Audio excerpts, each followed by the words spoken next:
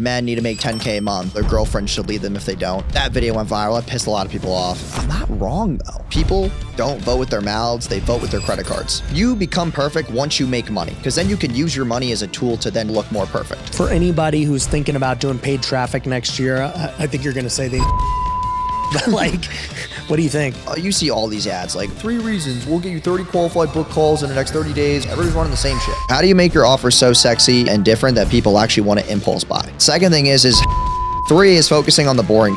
And then 4th is honestly on. What's up, wealth builders? Today, as you can tell, my voice is still gone. At this point, I think I have COVID, but it's all good. We are here today with an experienced ad buyer because for me, I'm trying to grow in the digital marketing side, and every business, if you want to scale, needs more leads. And so I'm actually going to get super granular in this one. So if you've been looking for an episode on how to start running ads, I brought in a master. This guy has generated over $100 million for his clients. I'm going to ask him every little question that I want to know on running ads in 2024. I got Jason Wojo. What's up, man? What's up, bro? Thank you for coming by, dude. Of course. Yeah. Vegas is always a good trip. Yeah. How often do you come out? Maybe every 4 to 5 months I try to come out here. Okay. Nice. So we got connected. I had just shot you a DM. I was like, hey, dude, like I want to have you on the podcast. Anytime I see anyone like making good content that I really think is good, I'll be like, hey, come on the pod. Let's talk about it. Because, for me, I'm just trying to grow every day. And one of your pieces of content that persuaded me, and I didn't tell you this, was that you were like, hey, just get on GoHighLevel. Screw all of your other accounts and everything. And I was like, dude, I've been saying this because we're on like 7 different things. And then everybody's been telling me for years to get on GoHighLevel. And then I finally like looked at it and I'm like, dude, this thing has everything. Like why? I don't even need anything else. It's crazy. Yeah, no, GHL is beating ClickFunnels by a long shot. And like it's your ESP, your texting, like you can track your sales reps better without having like 25 softwares. It's crazy. Yeah. So that was what kind of like drew me. And I was like, all right, you know what? I want to hear what else like he knows. Cause I don't know a ton on like the back end stuff, but I'm learning really quickly now that I'm like integrating myself into it. But tell me a little bit about how you got started, in the space. Yeah. So I was actually in culinary school, became a dropout. You kind of look like a chef. I mean, yeah, chefing up in the ads manager, not in the kitchen anymore. What'd you cook? Dude, I was cooking at a breakfast place and I had no self-awareness when I was a kid. I was in high school. I had no clue what I wanted to do. Like I was the most sheltered kid you could think of. Like I had like, a quota to go to sleep at night at a certain time. Like I didn't really do much. Wow. And I asked my boss what I should do. And he's like, dude, just go to school. Like, to cook breakfast sandwiches, you might as well. What? So I went to culinary school and that's when I actually built like a good, like social, like I wasn't really good socially, but once I went to college, I was kind of forced to like be good socially. Were you homeschooled? No. Oh, I had a you're growing, just the weird kid. I mean, not the one that like Naruto's down the hallway, but I was just very underdeveloped. Like I was 4'11", 70 pounds, I had a growing deficiency. And then I had to take steroids and then I grew to 6'1" within like 3 months. So I went on steroids. How old were you when that happened? 17, 18. No way. Yeah. So I never like hit puberty like everybody else. What the heck? Dude, I did not look like this at all. What is that called? Honestly, they didn't even know. They were just like, dude, you have a growing deficiency, because my kidneys also had a kidney function. And I guess that was affecting the way that my testosterone was hitting. And I was like, okay, well, that's weird. So she was like, hey, we just got to take you on steroids if you want to do it. So I went on bi-weekly shots. Dude, these shots were huge. They're about the size of your water bottle. And they just stuck this needle in my back. Yeah. And then I started growing. Back? Dude, yeah, right in your back. Yeah, like a lumbar. So Whoa. Yeah, it was crazy. And dude, then I've been taking peptides and TRT. It ain't in my back. That's crazy. Yeah, dude. And I grew within like 3 months. And then after that, I went to business school. I dropped out. Started flipping Pokemon cards on eBay. And then I started making motivational videos on Instagram. This brand hits me up, called Hustle Island. They're like, hey man, we'll send you some shirts and some hoodies. You can go shoot us some videos for it. I shot the videos, sent it back to Greg. He's like, dude, these outperformed all of our other videos for our ads. I was like, oh shit. And he's like, all right, meet me in Connecticut, because I lived in New York at the time. And he wound up paying me like $4,000 a month, which at the time was a ton of money. Yeah. Like, I never even touched that in my life. Why were you filming motivation? Like, what were you? Because I hated college. I felt like I was getting thrown in this because my parents. They're like, you either go to college or you move out or you pay us rent. And I was like, shit. What were your motivational videos about? Like, don't listen to your parents? Well, it was like, oh, dude, like college sucks. Like, you know, don't go to college. Like, I can't wait to get out of here. I'm working on building an SMMA. And that's when I found Ty Lopez's course, took that. That's where you got interested. Yeah. Got it. So then you start filming videos. You're good. And then what happens? Then I started like getting clients locally, like barbershops, like local stuff. I wasn't charging a lot, maybe $300 a month. Yeah. Just to do social media management. And that was the time where I had to like really get past my money blocks and like figure out what I wanted to do. And then I saved up, you know, maybe like $7-8 grand. And then I moved out because my dad was like, yo, you got to give us $600 a month in rent or get out. And I was like, I don't really want to pay you $600. I'd rather go somewhere else where I know I could probably get that. So I wound up moving to Orlando, Florida, and I lived in a room inside of a college house. And yeah, I was paying $750 a month there. And that's when like I really had to go into the whole like ropes of entrepreneurship. Like, hey, like I got to pay all my bills on my own. Wow. And that was it. And I just like drove down there next day. And my dad was literally like, yo, we're going to change the locks tomorrow. I'm going to go Home Depot. You either pay us $600 or you're out. And I was like, damn, okay. So the next morning I went on Facebook Marketplace. I messaged this guy, Steven. He FaceTimed me within 10 minutes. And I gave him $750 on Venmo and I drove. And that was it. That's crazy. Reminds me of a little bit like Hormozy's story. This guy Sam Bakhtiari, he went to his house and just basically DM'd him and was like, dude, I want to work for you, learn the gym business. And, you know, I think he got a room at Sam's house or something like that, as the legend goes. But that's crazy. So you start doing ads and everything else. Like, how did that, like, where you learned from Ty, right? Yeah. And I also learned from doing the stuff with Greg with the clothing brand. And like, you know, we were spending like maybe $2,000 a day at the time. Yeah. And I was like, that's a lot of money to me. And I was kind of scared. So I had to get spending like $2,000 a day is a lot. Dude, that's how I got past my money blocks, was seeing how Greg was like throwing his Amex card at us. Like, yo, just spend money on ads. It's fine. And I was like, what is going on right now? And we were running a free plus shipping offer. And it was crushing. We had a bunch of upsells. And that's why I learned a lot about ClickFunnels, active campaign, ads, tracking, like all that stuff. What year was this? That was 4.5 years ago. So it was like 2019. Okay, got it. And then that's why I met my best friend, Troy. And he runs an email agency and we live like one street down from each other. And then Ryan lives on the other side. Yeah. And yeah, dude, I mean, that's just where I learned a lot about ads, like just about copy, the offers, like how creative doesn't really matter that much and how the offer is the most important part because everybody's just pushing ads down your throat. And you believe that, right? The offer is the most important? Yeah. Like I could run a really crappy creative, but if my offer is irresistible, it doesn't even matter. Yeah. That's the thing I've learned too, is like, and you know, I didn't ever really get training from people. It just made sense to me of like, dude, how do I make just such a great deal? You can't say no, you know? Yeah. And it's funny because one of my guys was like, do you think you're a good marketer or a good sales guy? And I was like, I don't know, probably a mix of both. I was like, but what I think we do really well is we create great products. Like they sell themselves. Yeah.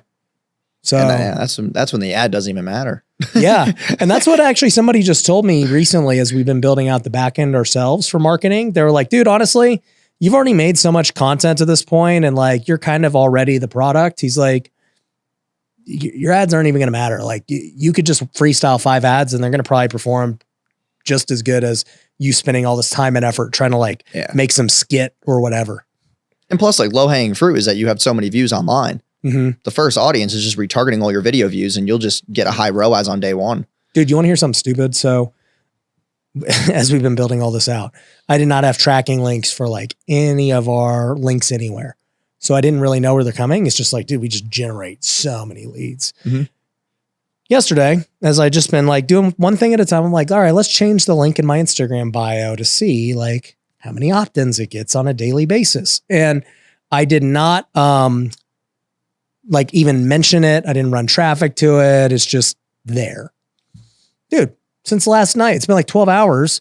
It's got like 10 opt-ins. And I'm like, their phone numbers, emails, names, some full apps. I was like, this is crazy. That like, you know, just to watch what are you using to track? GoHighLevel. Okay. You should probably get Hyros. Oh, we have that too. Okay. Good. Yeah. Okay. Sick. But like, so whatever, they just created the custom link for the bio. And then like, I looked in my leads and GoHighLevel and I'm like, oh, wow, it's right there. You can just see it. Now, you know, once revenue gets generated, then I'll need Hyros and all that stuff. But yeah, it's crazy. Like I don't know, like the setup is what takes a while, but once it's set up, then it's just kind of like making cranking. decisions. Yeah. It's fun. So how many clients do you guys have now? 255. 255. What's the model? Because that's a ton of clients. Most of these agencies that I've worked with are like, oh, we only have like 10 clients and, we do just really in-depth, big spending and we just focus on we do a lot of high volume, but at the same time, we do it in a way where we can ascend and like give them good results and like really help them from the ground up. Cause some of them are like, e-com stores doing $5,000 a month. Some of them are e-com stores doing $500,000 a month. It just depends. Mm-hmm. With the, the following and the views and like all the stuff that I've done over the last couple of years, like we just get a lot of organic traffic as well. And it's just like, it's pushed through because there's nobody in the ad space. Like, yeah, there's other guys out there like Ashton Shanks and, guys like that. And like they get organic traffic, but dude, we have the biggest following. Like I get the most traffic and it's fun, but at the same time, like I'm trying to kind of filtrate more better lead quality. Yeah. Because like what we were saying before about creatives, dude, some of the clients really care a lot about their creative. I'm like, no, like stop doing that to yourself. And they're like, oh, why are you like telling us that we're so emotional about our creative? And I'm like, it doesn't matter. Like if your offer's good, which we're trying to work on, but you care so much about how the video looks. Yeah. Like you're going to miss out. And they don't focus on just making a better offer. Yeah. And like what we've seen is that more of the decrease in results in clientele is mostly because they're just perfectionists. When you're a perfectionist, you just lose. And I'm just like, you become perfect once you make money, because then you can use your money as a tool to then kind of look more perfect. Go get your plastic surgery and stuff. just whatever it is. Yeah. It's just like, I don't know. I think of marketing as if you have a good offer and you're running a ton of traffic, it doesn't matter. Like you could have a decent salesperson, but they don't have to be a master at sales when your offer's that good. You don't have to be that good at selling. Yeah. And it's just like, oh, there's a lot of things in the niche that I don't agree with that I've been able to debunk. Tell me, like, what else don't you agree with that ad agencies do? Because I've had a lot of experience with agencies, so I have my own opinions. So like a big thing with agencies is that they do percentage of ad spend, which is stupid because or profit. Or profit, which is like, yeah, I get you're trying to be a growth partner, but at the same time, like you need to at least, and that's why most agencies can't scale, is that they don't get some type of service fee on the front end. You have to have something because then it motivates the team. Yeah. Because they have to get paid and there's payroll. Like that's just like common sense. And like percentage of ad spend stupid because most of the time when they run percentage of ad spend, they don't actually let you own your own ad account. And people don't actually realize this. Like they'll run an agency account that they run under their BM and then just add your email to it. And they're like, hey, we'll give you a percentage of ad spend. Dude, when they run an agency account, and people don't know this, you literally are getting a 20% discount on your ad spend because you wire you wire the money to Facebook, you run the ad spend, you get a 20% discount. They're taking 20% of your money and pocketing it when they tell you that they're spending X amount. They're not. They're pocketing the 20%. So like if like, let's say 1/5 of 10,000, it's $2,000. If you spend 10,000, you think you're spending 10,000, I'm pocketing $2,000 and telling you that we're spending 10,000. And that's what they do to you. Wow. How do I make sure that like our account is an agency account because they just get 20% off? Is that what you're saying? How does that work? So it depends. Like to get an agency account though, you have to be a Facebook ad partner. Okay. So once you're a Facebook ad partner, you can either just like inquire about it, but you have to have a certain amount of spend. Yeah. So there's certain levels to go. Yeah. I think you have to get past 25 million now to become an agency account. And then if and spend. Yep.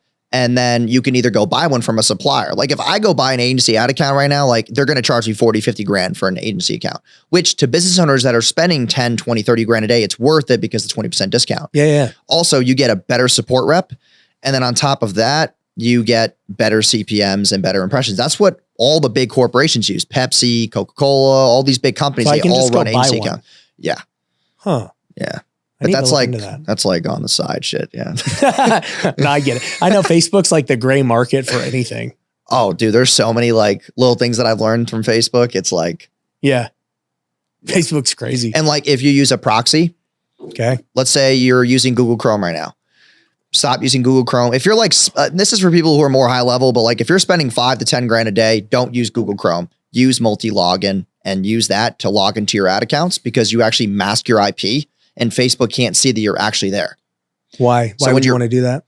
Because if you decide to log in through your phone and then you go to your desktop and you get a suspicious login activity, you can then get them to ask you to upload your ID. And sometimes people don't even know that their driver's license name is the same as their Facebook name.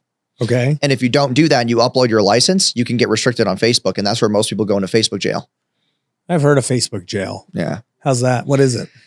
It's just where like you just get restricted on a BM level and an ad account level and then a personal level. And then you just can't make a BM, and people will try to bypass it. Oh, I'll use my girlfriend's account. Okay. But when you start scaling and spending more money and your girlfriend breaks up with you. Yeah. Like you're going to lose your ad account again. But then I could go buy one of those agency accounts. Yeah.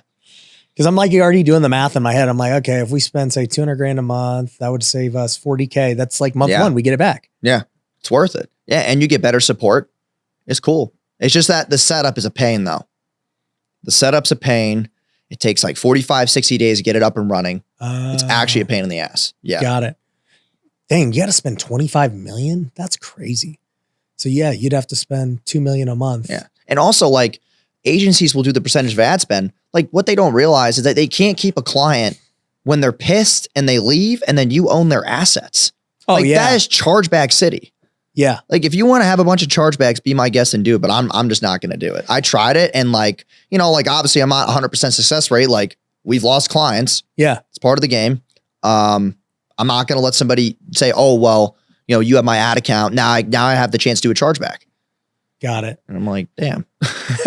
So yeah, thinking about that, right? The different models. I've been with companies that have done all the things you mentioned, right? With retainer, with percentage of ad spend or percentage of profit. What I have found is that the percentage of profit, number one, is like the biggest headache ever. Whenever you're trying to like quantify who made what versus organic versus paid and all, dude, you just spend so many hours fighting over some crap. And I'm just like, never again. It's just too much headache. And then, you know, with percentage of ad spend, I mean, we've always kept our accounts, so that's never been the issue that you were explaining, but still it's just like, yeah, I don't like now that I'm in it and I'm looking at what like there is to it. And I'm like, this doesn't even make any sense. Like, why am I going to go pay 10 grand? Like it's the same amount of work to go manage 100 grand versus 20 grand. Like it's just to me, bumping up the ad spend. Yeah. And then just like more creatives, because creative testing is honestly the most important part though. Yeah. Like, yeah, the creative doesn't matter. Once you prove the offer, then the creative matters. Because then you're actually hitting the right creatives for every person in the funnel. So top of funnel, middle of funnel, bottom of funnel, that's when it matters. Got it. You know what somebody told me to do recently was they're like, you're missing a ton of people because you're going after cold, which is for what we're trying to do is just keep building the audience. She was like, but you're missing this other step of retargeting at like $5 a day, just people who have already like been through the funnel and like staying top of mind. So you can retarget your purchases like last 7 days and you send them to new products. There's a little hack to like increase show rates on the phone too, is I run a small That's the reason we did that.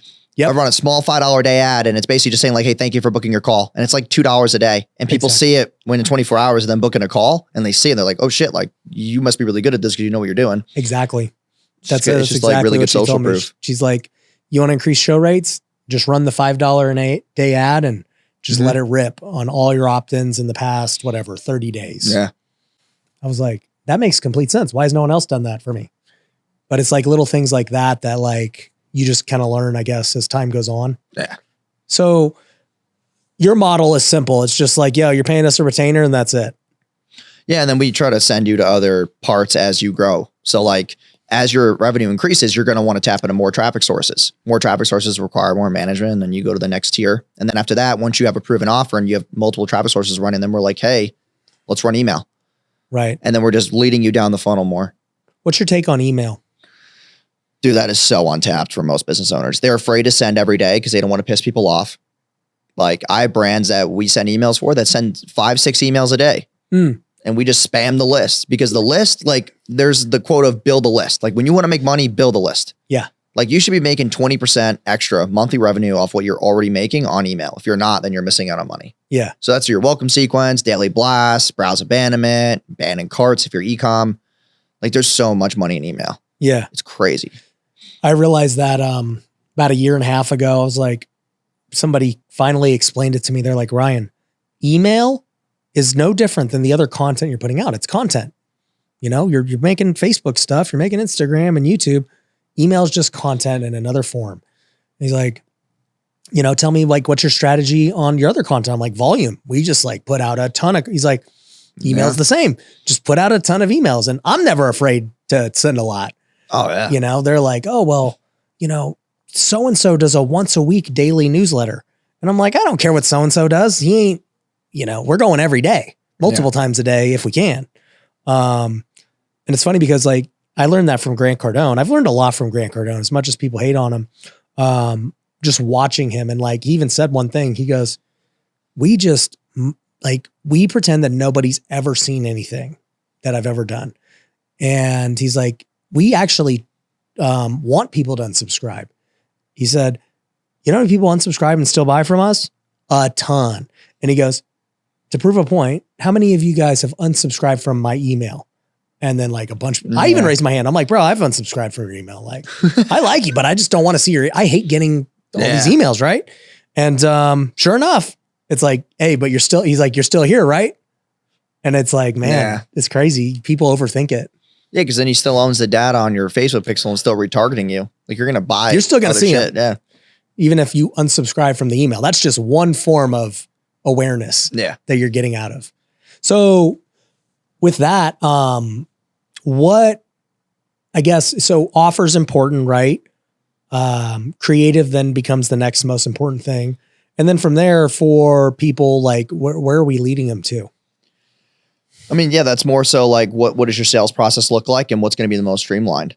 Like there's one low lever that I always pull for business owners is anybody that's in lead gen. It's always like, how do we get more leads to buy faster? Right? Because if you make the sales cycle shorter, like, yeah, you know, after the ad and the creative and you're tracking your like KPIs, dude, it's all about the numbers in the back end. Yeah. Like the ads are cool. Trying to decrease your cost per click's cool. Trying to get better creatives is cool. But if I can have higher show rates by even 5% or a higher close rate or like more qualified people hop on the phone without like increasing my ad spend too much, that's the stuff that actually matters. Also speed to lead, like calling lead within 5 minutes makes you more money regardless of what else you touch. Right. Call lead in 5 minutes, you hike your revenue up almost like 40, 50% sometimes. Yeah. And people just think that stuff is boring and they don't want to do it because they're lazy. Yeah. So what do you think about, do you ever run like events and stuff for people, or is it all like the book a call or direct purchase funnels? I mean, we run our own events. Yeah. That's why I was looking out there. Yeah. Yeah. You can host one here. Yeah, dude, we got events every single week starting February. We're going on a huge tour. And we're finishing up the first tour that we have next week, which is in Scottsdale. And what's the purpose of these tours? Like, what do they call it? How are you it's called Scale Your Ads. Okay. We get 100 to 150 business owners in a room, and then we just pitch them. Got it. And we give them value, obviously, but you know. How long is the event? 2 days. Like 2 full days? Mm-hmm. It's 2 full days, and then we have a day 3. How much is the event? It's free. So they come for free, 2 full days. They come for free. And then day 3 is, hey, listen, if you buy the package, we rented an Airbnb. It's like a massive mansion. And we have 2 videographers. And we're going to get your creatives going. We're going to get your creatives done day 3. So it's fast action. Yeah. Next day. And then they get to hang out, sometimes get a boat ride, shit like that. So what's the offer? It is to work with me personally. Okay. So they get to do one-on-one, and it's 10 grand a month with an ROI guarantee plus 5K back. Plus 5K back. So it's 10 grand a month, 6 months, 60K. They could pay in full, 54,000 incentive. And then if they don't get the $54,000 back that we track, full refund and 5K on top. That's an easy one to hit. Yeah. Yeah. So, and that with the 10K, obviously they're working with you, but are they also, you're running their ads and stuff for them? Yeah. Right? Like I'll get on one Zoom call with them bi-weekly just to go through KPIs and like what's going on with the Teach account. them how to look at their stuff. Yeah. And then like, you know, I have, you know, a smaller team for those clients. Yeah. And that's where like, I'll get my best developer and shit like that to like help me with stuff that I don't really want to be doing. So like all like the GoHighLevel stuff, like Josh will do that. And I have a team for that. So you putting everyone on GoHighLevel?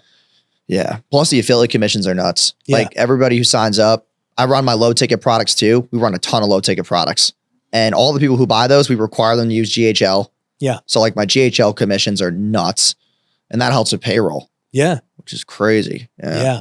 even as I'm building mine out, I'm like, dude, this is going to be the easiest thing to sell. People need it. Dude, with your traffic, you can get your GoHighLevel commissions up to like 20, 30K a month easily. Pretty fast. Yeah.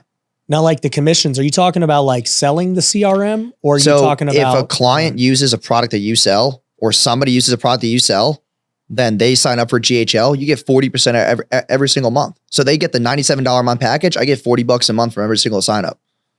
I thought they had a thing where you get 100%. No, they got rid of that because it was cutting in their margin. Somebody was telling me that. Like, that's interesting. You sell your white label. Oh yeah. That's if they decide to turn it right into a SaaS. Yeah. So that's if they want to sell it as a SaaS, which you can. The only problem with it is that the client doesn't own it. It's kind of like the percentage of ad spend crap. It's kind of like, but I mean, it's no different than, but the client would then have to export their snapshot. So let's say a client wants to leave and they want their own GoHighLevel account. That's not under your branding and your logo in the top left-hand corner. Yeah. They got to export their snapshot and rebuild the whole thing over on their own side again. Yeah. Right. Yeah. Well, I think I'll give you like the way I'm thinking about it is, most of our people. So like, let's just say the real estate people, I'm going to build out a real estate specific one. Mm-hmm. They don't give a crap that it's wealthy investors CRM. Yeah. Cause it's niche. They're never gonna, they ain't looking to sell it. Yeah, like, dude, you can sell that for $297, $997, $497, like go all the way up. For sure. Yeah. And then, on my social media one, so we have Pineda Media where we're an agency for entrepreneurs to do their social media. Now I'm building this whole thing out with all of our landing pages and our automations and our pipelines and all this stuff. And I'm like, they all need it, so that once again, they ain't looking to sell CRMs and like sign up other, like I'm not in any of like, I think for you, like since you're teaching agency owners on that side of things, then yeah, they want to own it. But like my people don't give a crap. Dude, that's great. They're just like, we just need a so CRM. lucrative. Yeah. It's awesome. Yeah. So I'm excited about that. So, okay. You have, these funnels and you said events, like for you, you're just doing free events and you're just going on road tours and everything. It's a lot of work. Yeah. But I'm actually stepping down January 1st. I'm not going to be CEO anymore. What are you going to do? Just events. Oh, you're just going to be the face. Just content road rage, basically. Just go on the road and do what I'm better at, which is selling in person. Wow. Like the way we sell in person is crazy. Like I can make more on a free event than people make on a paid. Wow. Just the way that we sell. What does the free event usually produce? I mean, lifetime value wise, over $500,000. Yeah. Which people who run paid events though, you could easily pull $1 million, $2 million out of a room in a weekend. Yeah. But with the quantity and how much we spend, like on ads and personnel and commissions, it's way more higher ROAS. Net. Yeah. Yeah. The net's disgusting. How much are you spending to throw an event? Like $4,000. Yeah. $5,000. Because you're just doing some local. And then the Airbnb is like $3,000 the next day for the day. Maybe like 9 to 11ish. Dude, so the ROAS is nuts. Yeah. Yeah. You're and just then like, this is my best ROAS I can do. Yeah. Then what we're doing is we're running the free events till June. And then after June, I have July off. July is my birthday. So I paid like $65K a day for a huge place in Miami. And we're going to run like a 700 person event. I'm trying to do like 2-3 million a weekend. And that's like for my birthday. So we're going to do like a birthday discount ordeal. So it'll be a good play. But the thing I was like, we've tried selling tickets for the events and maybe I'm not doing it correctly, but which I know I'm not.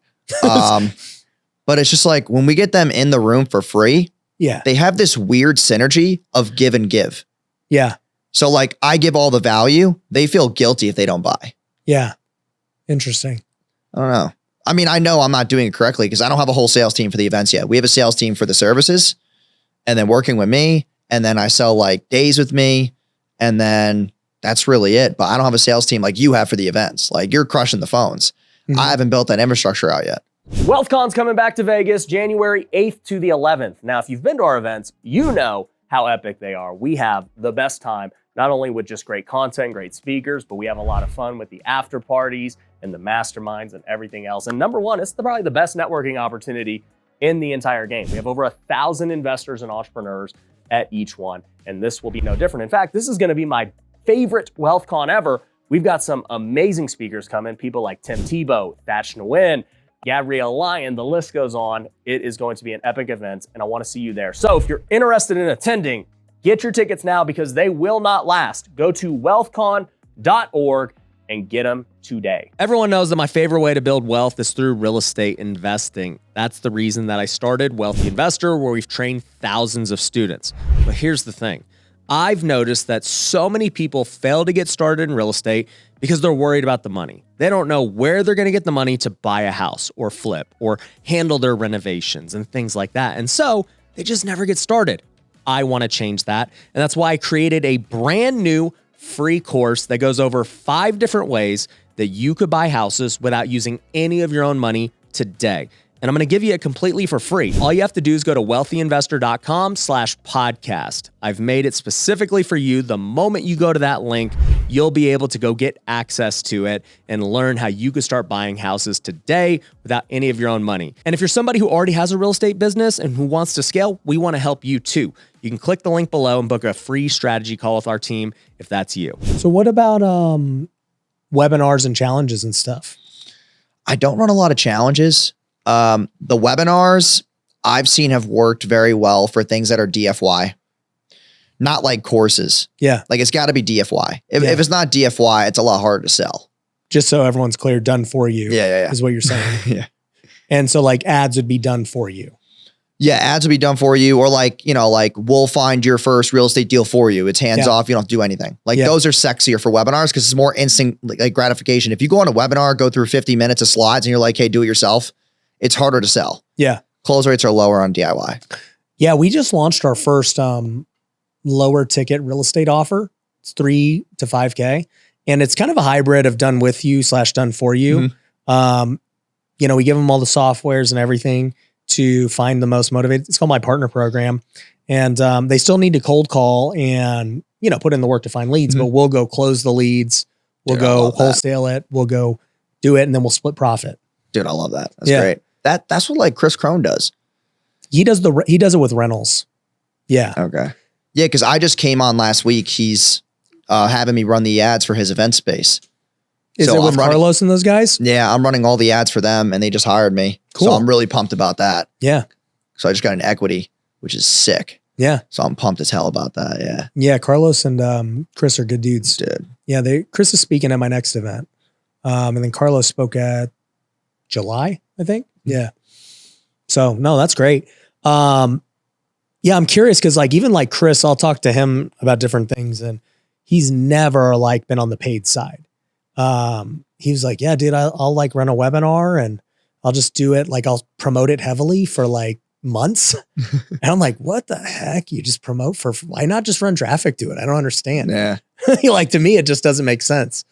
But I'm with you. I think events are the future. Huge cash.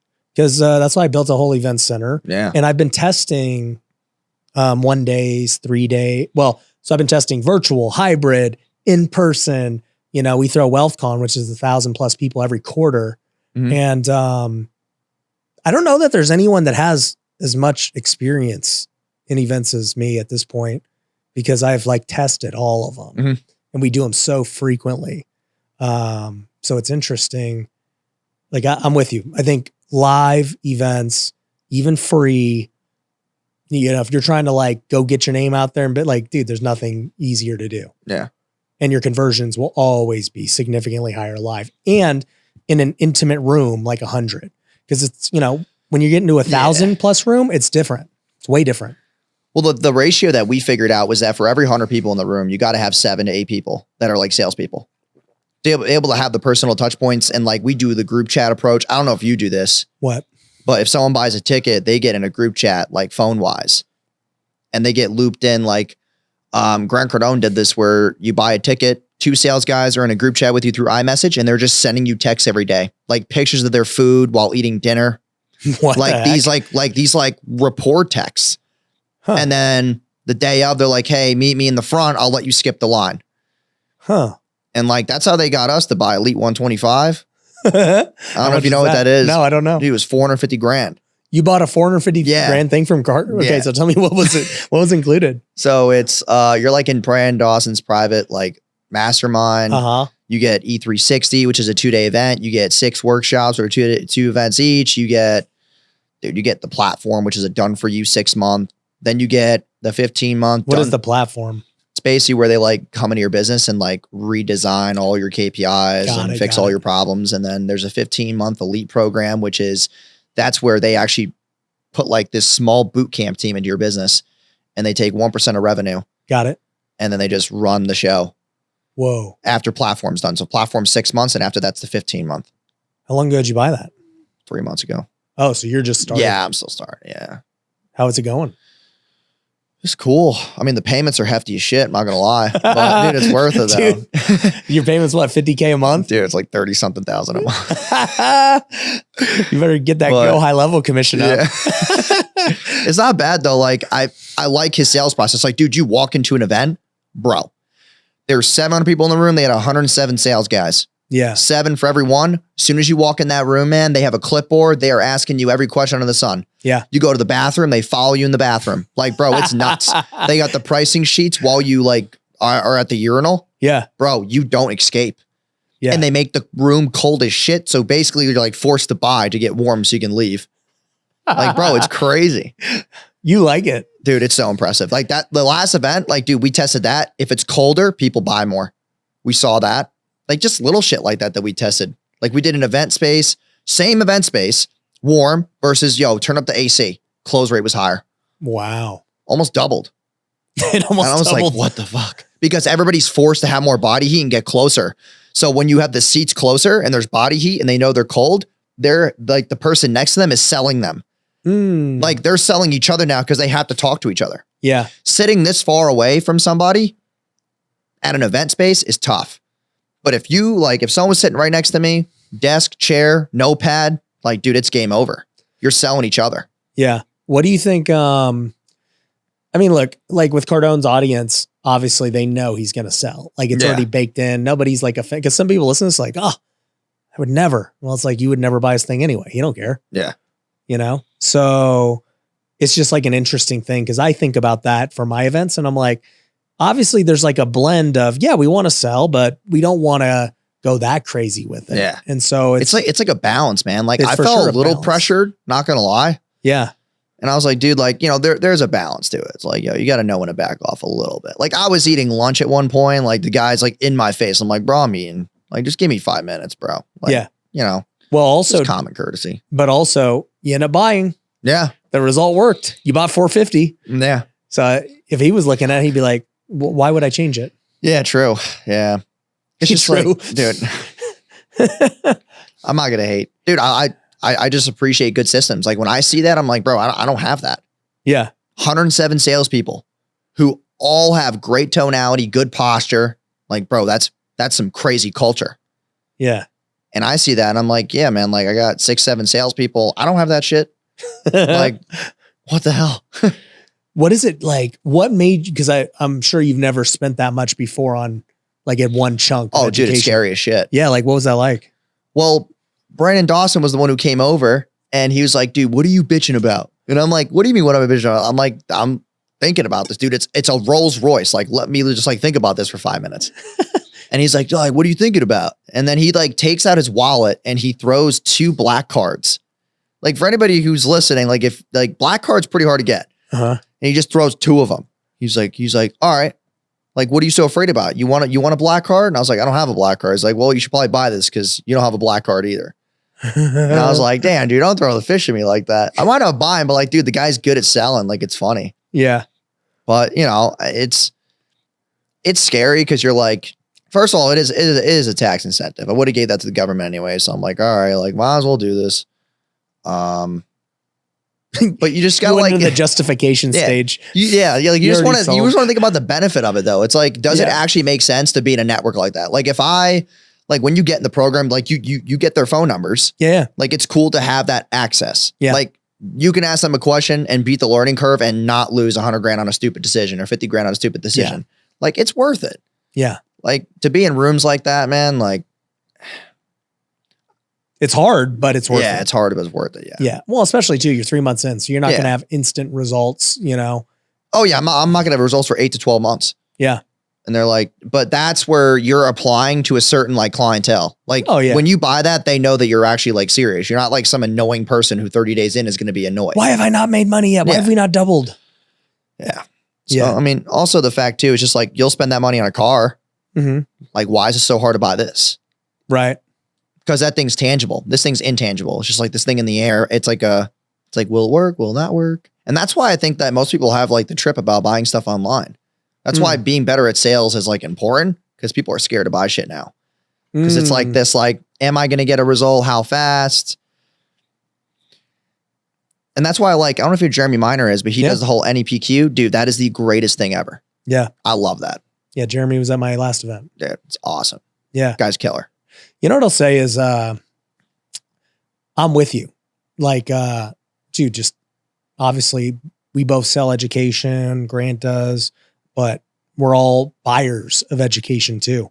I'm very fortunate in that, because of what I've built on social media and everything else, people are like, dude, so like, who are your mentors and what programs are you in and stuff? And I'm like, I got this thing called the Wealthy Way podcast, where people freely tell me everything they want to know or I want to know. And then, we become buddies. And then like, I just text them as needed. And Dude, it's great. so true. Yeah. Yeah.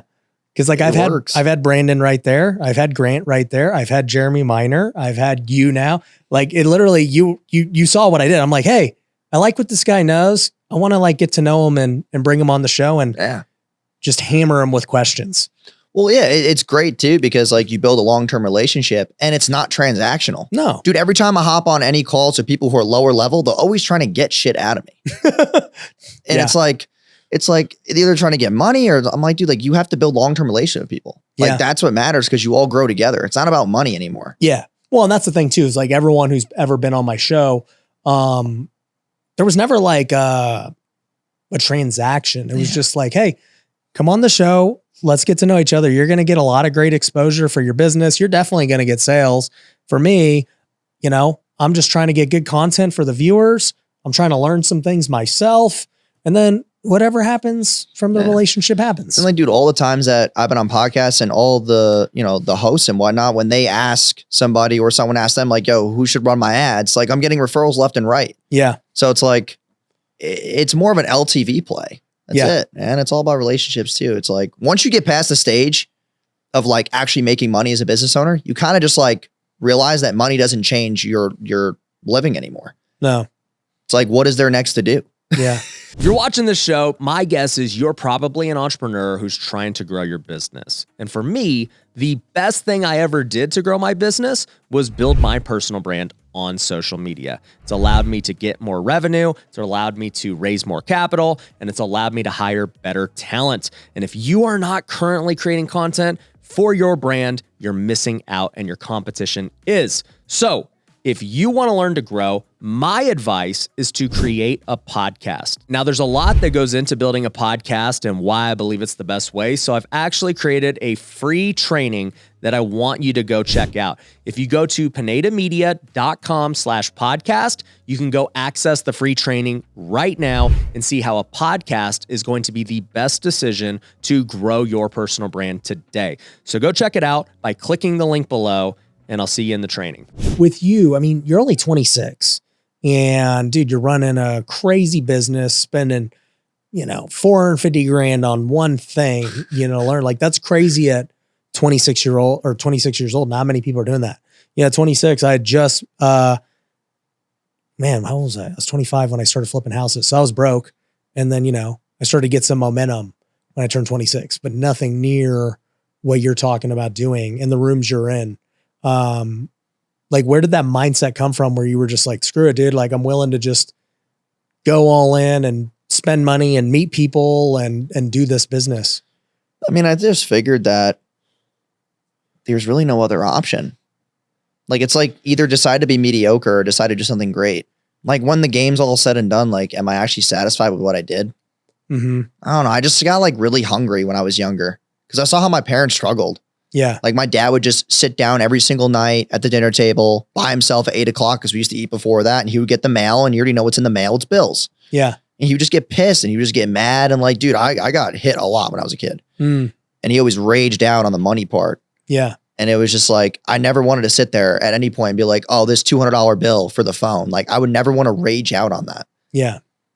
And I just looked at things a lot differently. I was just like, just I hated kind of like how I grew up. And I was like, I don't want to be like that. Like, I want to be able to live my life free. Like, it's Monday. I'm in Vegas on a podcast. Like, most people are at work. Yeah. Like, I didn't want that to be the case. Yeah.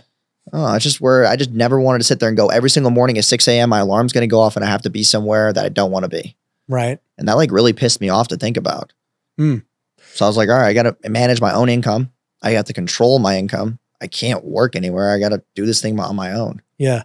When I was talking to Ryan McGinn, who you're referencing earlier, you know, the way I hired him was the same way. You know, I saw what he was doing. I was like, dude, I want to know what this guy's doing. So I just DM'd him. I meet so many people just DMing him. And then I was like, dude, I want you to do that for me. And then, you know, started our relationship and it's been great.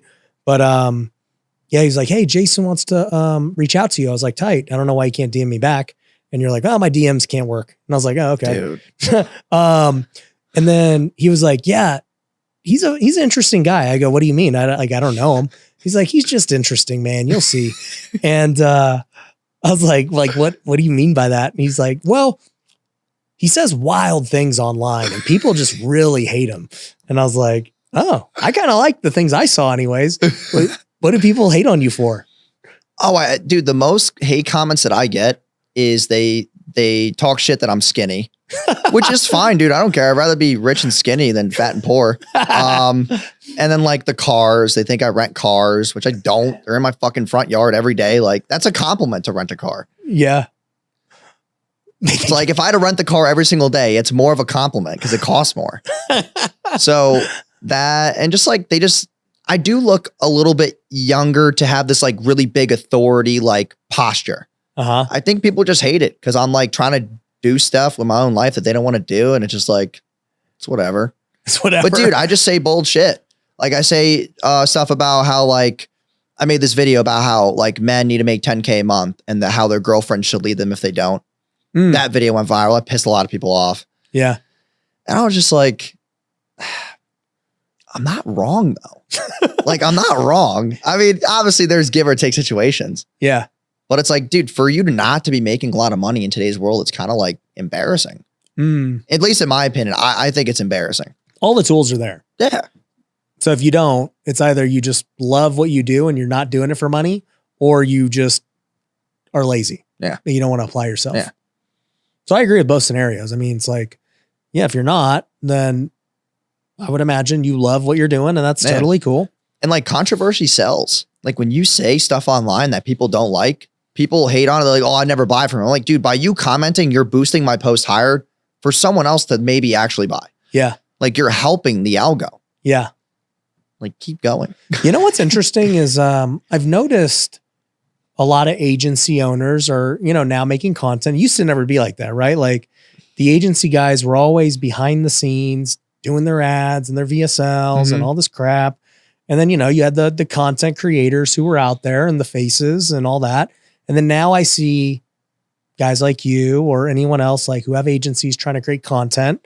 And it's just like this interesting dynamic now. Because they're trying to put their tools to work. Yeah. But like, I'm just wondering who watches them. It's like other agency owners essentially. Yeah. And like business owners are always trying to pre-vet too, like who they're going to buy from, which I get. Like it's understandable. Yeah. Because it's like the market for agency content's just small. Oh, dude, it's small. Yeah. Because that's why I took the approach of like having some offers that are low ticket that are biz oppy. Yeah. To get people into the ecosystem so that I'm a little bit more broad so I can get more eyes. Yeah.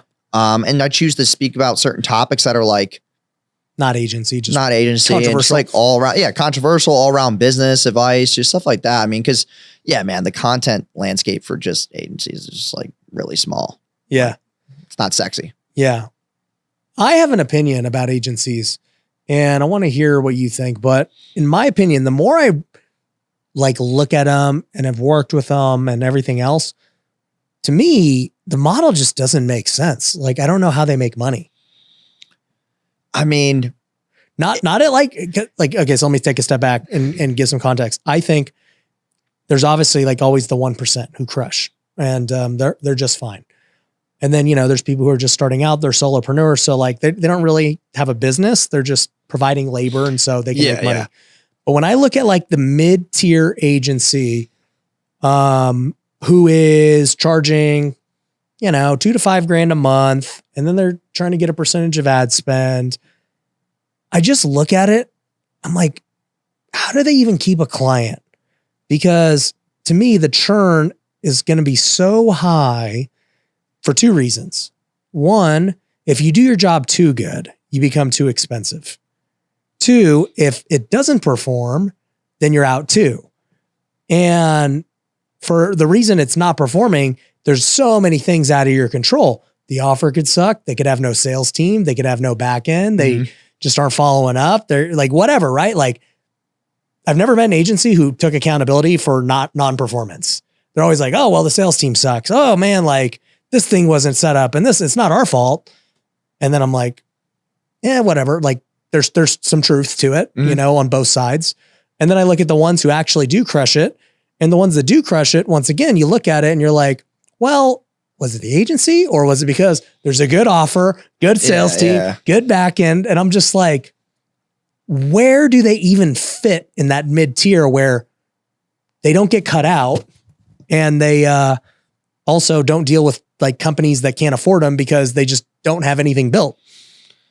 I mean, the thing like for us was always the retention, because like in the beginning, man, yeah, my churn rate was very high, but I had to hire better A players and make sure that we were partnering with the right businesses. Like a big thing with the agency space is that people get into it because it's a make money online niche in the beginning. It's an easy way to make $10K a month. If you want to make $10,000 a month. And that's that guy I was saying, hey, solo, yes, you're just making yourself a job. There's nothing wrong with that. Yeah.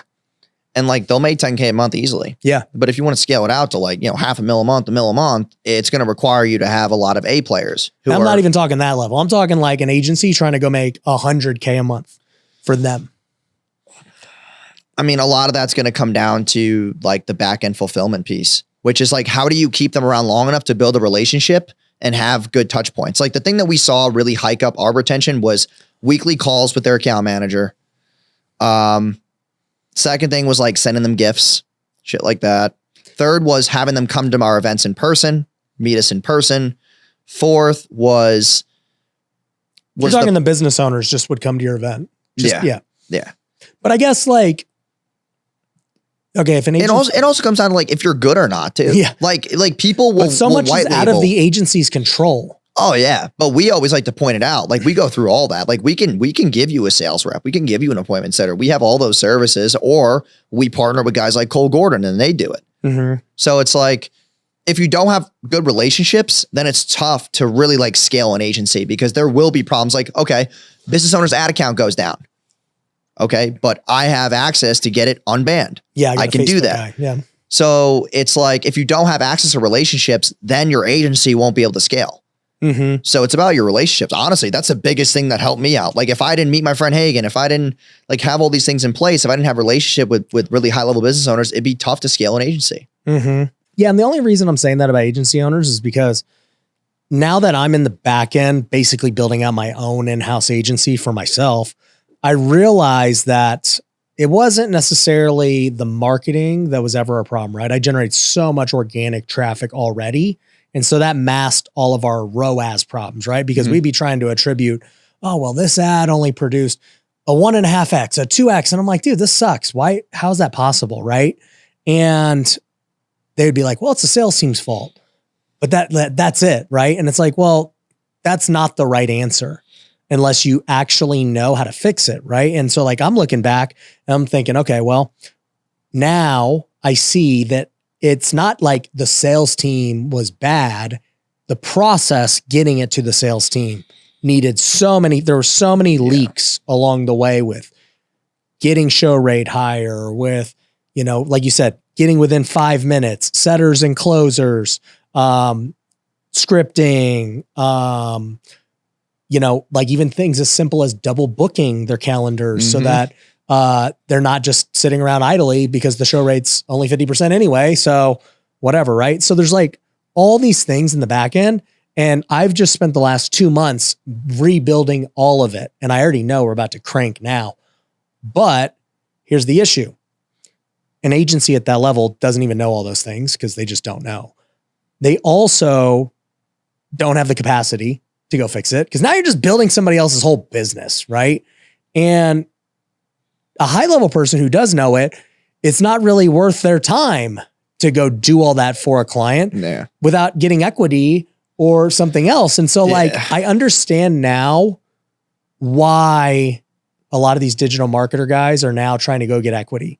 And I understand why like Hormozy went that model too, because once you realize that it's not you don't have a marketing or a leads problem. There's the whole business that's the issue, all the way from the offer to fulfillment to sales to your back end systems to the creative and the ads and like even ascension. Like business owners don't even focus on that either. Exactly. It's like they just sell shit and then they just like, all right, I'm done. Yeah. And I'm like, bro, what are you talking about? Yeah. So that's why I'm like, man, on the low end, you can just make your 10K a month and be a solopreneur. On the high end, those people, they got big teams and operations like yourself. They can handle it. They're good. But then that middle market, I'm just like, I don't know how they make any money because there's so much expense and overhead to getting copywriters and ad buyers and creative. Like when I was like, when you're talking about the 100K a month, like when I was doing about 100K a month, I was running it on my own. Yeah. Like, cause I was charging like $500 to $7,500 a month and I had about maybe 10 to 15 clients and I was pocketing like 80 grand a month, which was okay. But it's like, you know, it's a lot more at scale now to where like we have other offers that we push and Ascension. And it's like, the only thing is that you have no life. So it's like you say yes to something, you say no to something else. Like, okay, are you cool with 80% margins, but no social life? Yeah. Like now I'm about to transition and leave and just focus on events. I'll be away for 4 days a week, but I still get 3 days off. Yeah. Like 3 days off a week. That's great. You're building your brand. Yeah. This is where like the whole next year is just me doing stuff like this. Yeah. Every single week. Like I don't want to be in Slack. I don't want to be in Monday.com. I'm not a part of that stuff anymore. I'm out of Stripe. You've been the back end guy, just doing all that stuff. Doing all the boring shit that I don't want to do. And like for me to get a CEO was also a problem. It's so hard. I was like, bro, the only way I'm going to get a CEO is if he lives with me. So I was like, Casey, you're living with me. And he's been living with me. Where did this guy come from? He was one of my old friends. I worked with one of his clients that he used to work for. He's originally from Pittsburgh, but he moved in with me. And I was like, dude, the only way I'm going to give you CEO is if you live with me for 6 to 8 months. Like, I'm not going to let you do this shit unless you live with me. Because I had a huge control issue. Yeah. Like, dude, it's so tough to give somebody the keys to something that I built for 5 years. I'm like, bro, you got to be like serious about this. Like, this is no bullshit. How old is he? 28, 29. So did he have digital marketing background? Yeah, he's also in SaaS too. Okay. So he has a SaaS background, systems. He's very good with people, very good at hiring. He just knows the whole operation by now. And, you know, he worked with one of my friends, Stephen Comer. He ran an agency and he just knew the ins and outs. And I was like, dude, like, let's do it. So it's been a good transition. I'm still a little scared. I'm not going to lie. But at the same time, like I'm trying to figure out other things in my life too. Cause like I made my money and now I'm just like, oh shit, dude, like what else is there to life? Like I don't have a girlfriend. I don't know what that like having a family feels like. I don't know. And it kind of like worries me a little bit. Cause you just been grinding. Oh dude, it's just been behind a laptop 18 hours a day for 5 years. And I'm just like, dude, like who the fuck am I?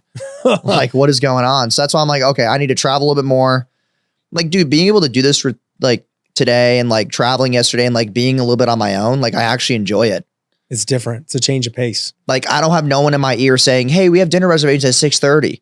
Like, where are you at? I'm like, bro, I don't want to look at the fucking clock at all right now. Like, I just want to be able to sit there and just like think about life and take a walk and listen to my music and just like read a book. Zone out. Just zone out. Just like enjoy my life a little bit. At what point, like what's made you realize this now? Honestly, it was just me like saving enough money to be able to like kind of F off for a little bit. Got it. I was like, yo, I got to get to this amount and then I can just f off for like a year. Yeah. And I was like, all right, like, let me just do this. And then I can chill out for a little bit. Cause dude, like I was starting to get cluster headaches, like grinding, my, you know, my health. It's like, I need to focus on other shit right now. Yeah. So like health wise, I mean, obviously you had the issues when you were younger. How is it now? Well, I want to get more fit, but also at the same time, like I have a kidney function that I got to take care of. I had something called IgA nephropathy. So it's just like a blood pressure issue with my kidneys. And also I was in college once and I was a big partier and like I drank a lot of alcohol. So it kind of fucked me up. So yeah, I mean, I got to like wean out on that. But that was me. Like it's always when I'm trying to do something new. Like when I wasn't social, I was like, all right, how do I become more social? Parties. Get out of my comfort zone. So I go to house parties and before I know it, I'm doing a keg stand and diving in a pool. I'm like, holy crap, like what's going on? So I'm like, I need to figure out like not, then I was like, okay, now I'm not as socially awkward. How do I make money? So I figured that out. And now I'm like, okay, well, I'm not that socially awkward anymore. Not 100% not. Like now I make money. How do I get a wife and kids and figure that out? Like, what does that look like for me? Like, what kind of man do I have to be? Run ads. Yeah. Run ads for a wife. Say, we'll create a great lead magnet. Hey, dude, this is me. Run Instagram DM ads that I can't even answer.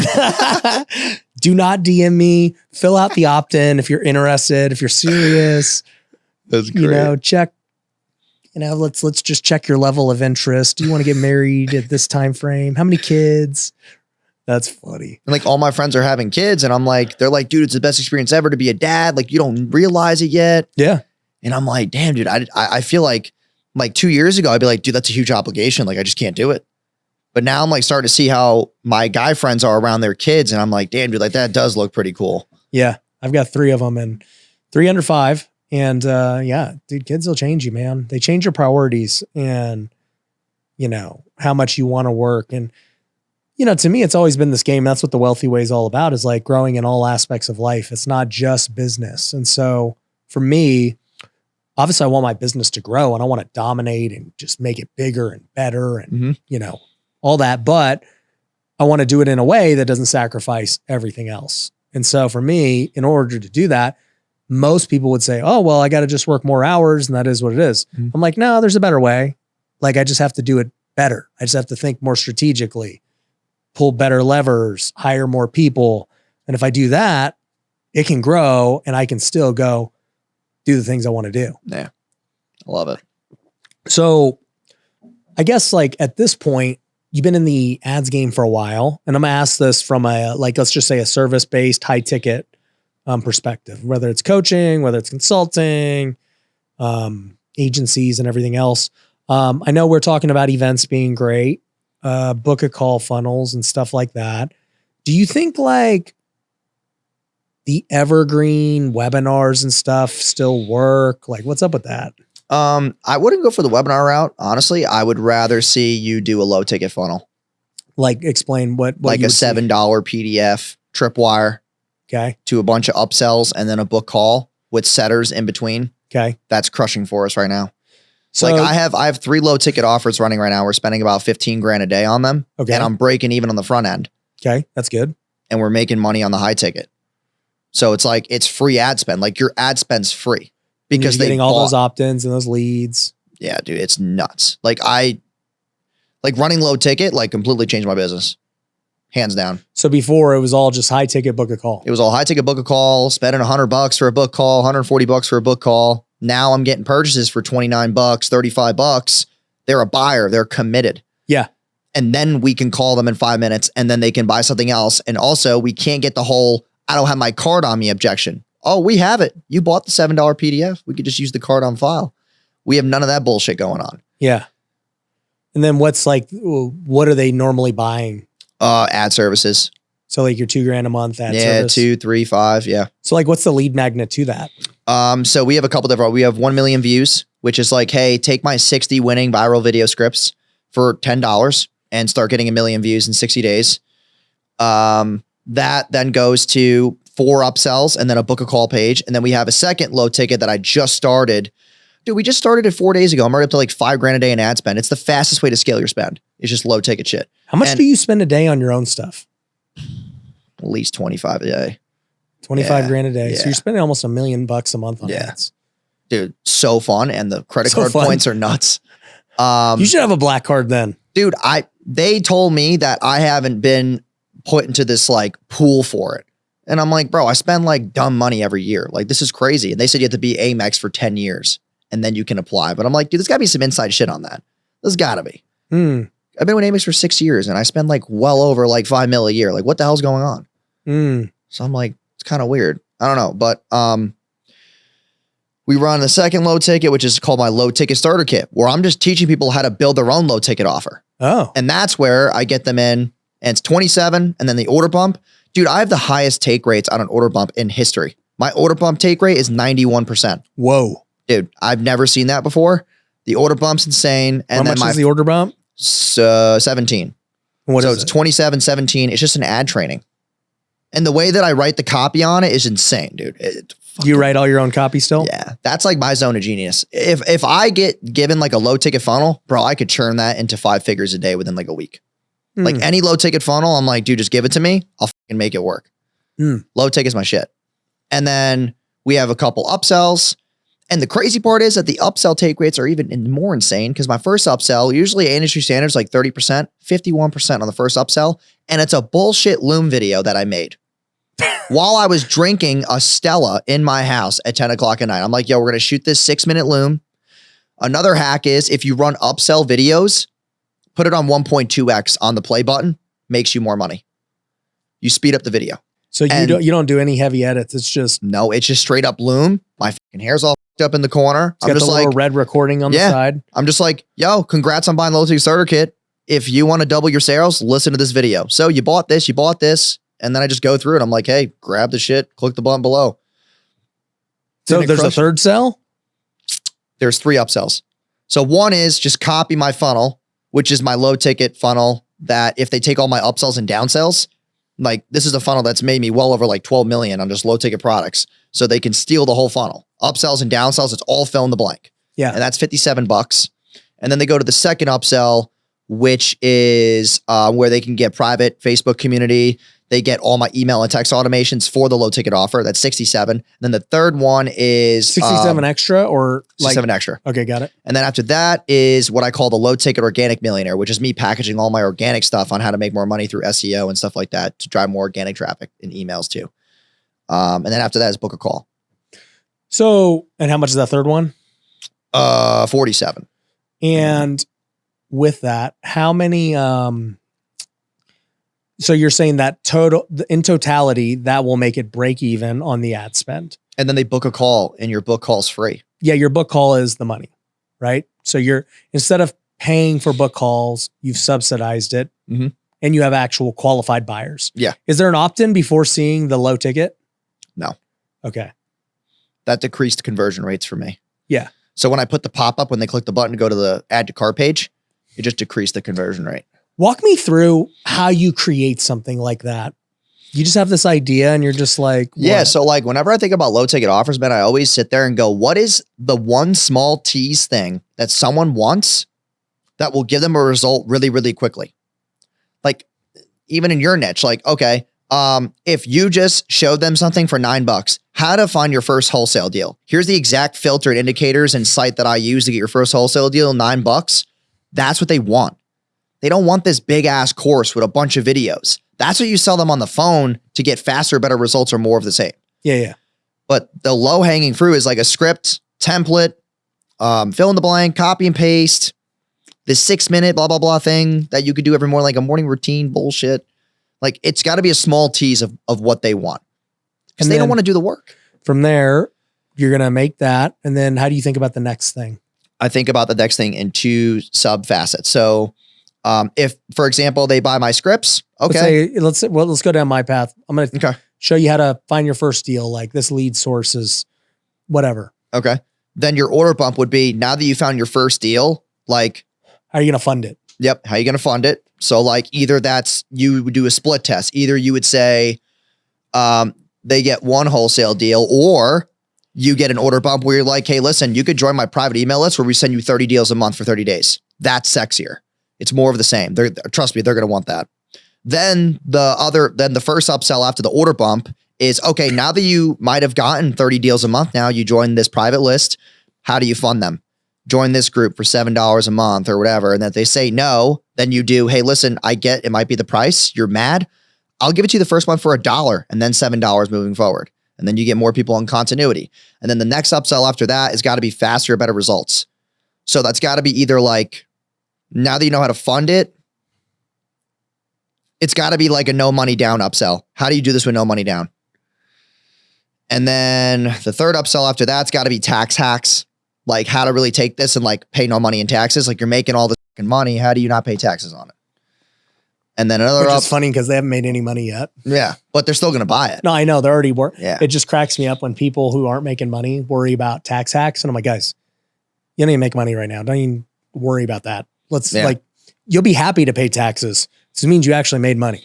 And then the next upsell, if you run events, would be yours, which would be, yo, you got all this stuff. I love it. Come to my event. Here's a discount on the standard tickets. You might as well come and see me in person. Right. And you lead that funnel, dude, that would slap for you. And then whenever they say no to an upsell, you just downsell them with, okay, fine. You don't want to pay $37? Pay me 3 payments of $20 a week, 3 payments of $15 a week. And then it just goes on where they could, like, dude, this shit. What do you do? Like, I mean, because now you're just getting so many low ticket people where you're going to get all these chargebacks. Like, so how do you keep your account healthy? You shouldn't get a lot of chargebacks. I don't get a lot of chargebacks. If it's valuable what you're selling. And if they're activated quick, that's why the setter calling is important, because they feel activated. If they don't get that setter call, they feel like they just got scammed. Right. So when they get the setter call, that's when you build rapport and you're like, hey, like, my name's blah, blah, blah. Like, why'd you buy this? You bought something real. Yeah. Because if they don't get a call or a touch point, dude, they're going right to their app on their phone and doing a chargeback. Okay. And that's where my perception comes from. Yeah. You want to get your chargeback rates like below 10% on like low ticket. You should not have higher than 10%. If you're actually like a personal brand out there who's running low ticket, like, dude, my chargeback is less than 1%. You should not have that problem. Okay. Yeah. I've never run it. And plus, like, make your descriptor something that's actually congruent to what they bought. Right. Like, some people sell shit and then like their descriptor something completely different. Like, you're going to get a chargeback because it's not the thing that they just bought. It's a different name. Like the LLC is different. So like your descriptor should match. But yeah, man, it's just like, dude, low ticket, by far, craziest shit ever. Got it. Yep. So that's going to be on I'm just taking notes right now. That's going to be on my next agenda once we get all this done. Right now, what we're working on a lot is DM funnel, which you couldn't do, but I'm almost out of the band though. I'm almost out. I got 140 days left. That's not almost out. That's optimistic. Yeah, but we're working on that because, it's like, dude, you could generate DMs for like $5 and also you're going to get a lot of followers. DM ads get way more followers than any other ad. Yep. Yeah, it'll be interesting to see how like doing all this affects my following because everything to this point's just been organic. So, we've never run like straight to DM ads. I don't know if you're doing this, but when you do run DM ads, obviously you like email or using ManyChat. We just do it in GoHighLevel now. You're asking for their email though. It pulls it, right? Yeah. Okay, cool. Okay. Yeah. A lot of people miss that. It's like, in case I lose you, what's your email? Or like, so let me tell you, I ran a test and I'm curious how you like running tests, but when I was doing these ads at the very beginning, I was like talking to a bunch of my friends who have run very good DM funnels like Cole Gordon and others. And, they're like, yeah, usually we like to build rapport and say like, hey, how you doing? Tell me a little bit about yourself, blah, blah, blah. Is it cool if I send you this quick, video? And they opt in. And that's kind of like how they're doing it. Pretty much everyone I saw. And I was like, dude, screw that. We're going straight to the point and let's see how it goes. And so first thing I did was run, hey, what's your number? Like that was it. And literally 50% of people gave their number right then and there. And we got we got half of the remainders just from like an actual conversation after or a follow-up, right? I love that. And then now I'm testing, hey, watch the video. So that's, we're seeing how that compares because, asking just for the number is going to get more numbers, but which one's going to have a higher ROAS, we'll see. But it's just interesting because like when you do have a personal brand, you can just straight up do things different than everyone else. Yeah. The other thing too with DMs that's worked for me when I had it was like, when you send them a link to watch anything or do anything, you always put a message after that says, hey, I'm going to be online for the next couple of minutes. Like, I'll be here if you have any questions. And you kind of make the person feel guilty. They have to click because it makes you feel like you're making them wait. That's been a thing that really helped me out a ton was like, hey, I'll be online for the next couple of minutes. I have a meeting, shoot me over your feedback in the next 10 minutes. I'll be here for any questions. It makes them feel guilty. Yeah, we always just put a question at the end of just like, let me know what you think of the video. Or if I'm just asking for their phone number, hey, what's your number? I'm going to get somebody with my team to call you. Oh yeah, dude. I was going to tell you to do that. Yeah. Yeah. Cause then speed delete, dude. That'll crush. Hell yeah. Yeah. Cause the girl who told me about, Dan Henry linked me up with her. Oh, Dan's cool. Yeah. He's interesting. You both remind me of similar people. So, like all the digital marketers just remind me of like the same thing. I'm like, where did these guys come from? How did they grow up? I'm so curious. And then Dan's like, yeah, I worked at Pizza Hut for 10 years. And I'm like, oh, okay. That makes sense. That doesn't surprise me one bit. But he's going to come on the show too. So we started to talk about it, and she told me the thing about retargeting at just $5. I'm like, wait, you mean $5 like a lead? No, she's like, you're going to spend $5 a day. I was like, how? She's like, there's not that many opt-ins. Like it's not going to even be $5. But anyways, I was telling her about the case study I did, and she was like, just ask them for their number then. Like, don't even mess around with trying to make them watch a video or anything. I was like, all right, let it rip. Let's see what happens. Dude, it crushes. Yeah. The other thing too was, with the DMs, you're going to get a lot of followers. Yeah. And like what I would maybe suggest is, I heard Instagram might be doing an update where they let you send more DMs. So like having a cold outreach team to then be able to DM all the people who follow you but don't answer you, like, because right now you can only send like 50 cold outbound. Yeah. Yeah. We don't do any cold outbound, but we generate hundreds and hundreds of email or inbound a day. And then also like I don't know if you use with the comments where people comment, you could DM them. That shit works really, really well. Yeah. Yeah. Somebody was telling me to get them to comments better. Because they're committed to the post. And if they commit to that, you're getting that small, it's kind of like sales. You're getting a small yes already. Like a small yes commitment. And then you're like, hey, do I have permission to message you?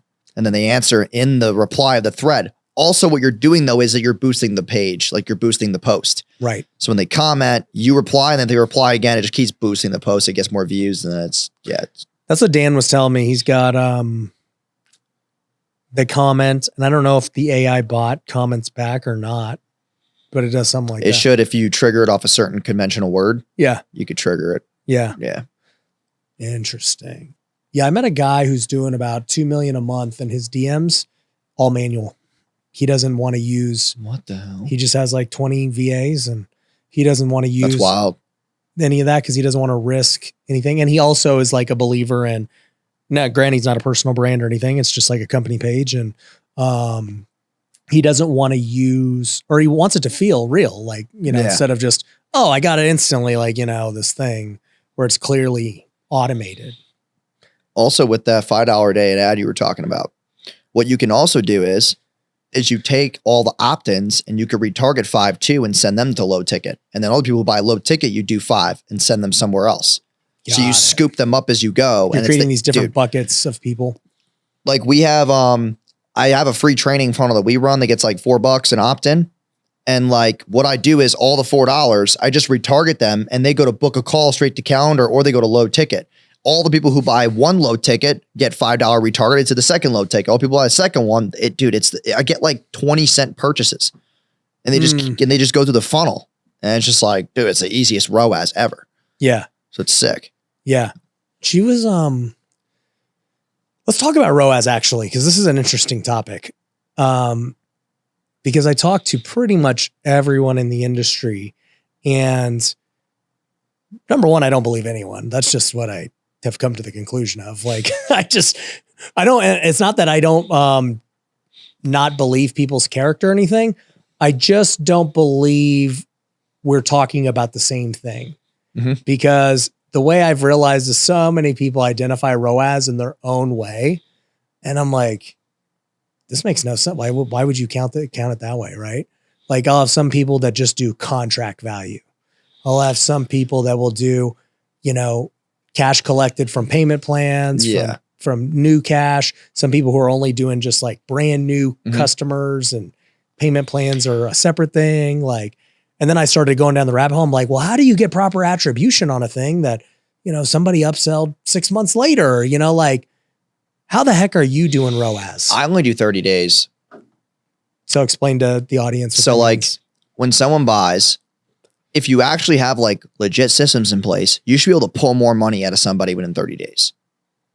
So whenever I run ads, like, yeah, I look at 7 days, 14 days, like that stuff's cool, but like you should have enough cash on hand to spend the money to play the LTV game. I only play 30-day LTV. So whatever that comes into the low ticket, if I don't get them to convert within 30 days, then that leads loss. They went somewhere else to buy the shit.